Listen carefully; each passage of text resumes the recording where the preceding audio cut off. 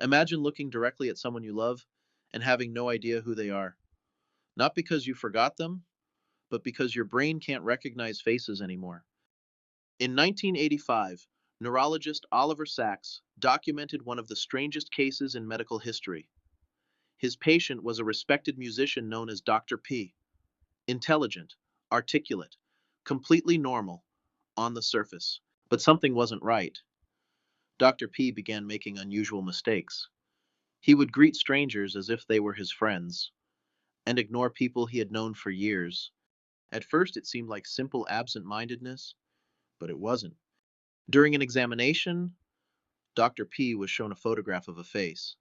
He studied it carefully, then calmly described it: two eyes, a nose, a mouth.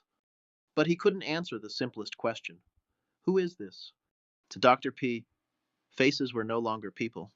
They were just shapes, patterns, abstract pieces of information. His eyes worked perfectly, but his brain could no longer interpret what he saw. Then came the moment that shocked even his doctor. At the end of one session, Dr. P stood up to leave. He reached toward his wife and grabbed her head, trying to put it on like it was his hat. Dr. P wasn't insane. He had a rare neurological disorder called visual agnosia, a condition where the brain loses the ability to recognize objects and even human faces.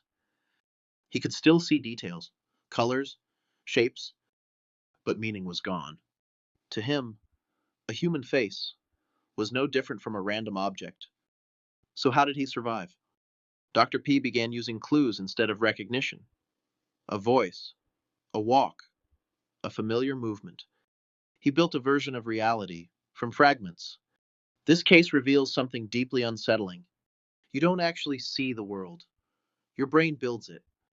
And when that system breaks, reality itself begins to fall apart. Dr. P could look directly at his wife and not know who she was. Not because he forgot her, but because his brain could no longer recognize what a person is. And that raises a terrifying question: how much of what you see is actually real? Strange psychology stories every week. Subscribe for the next mystery.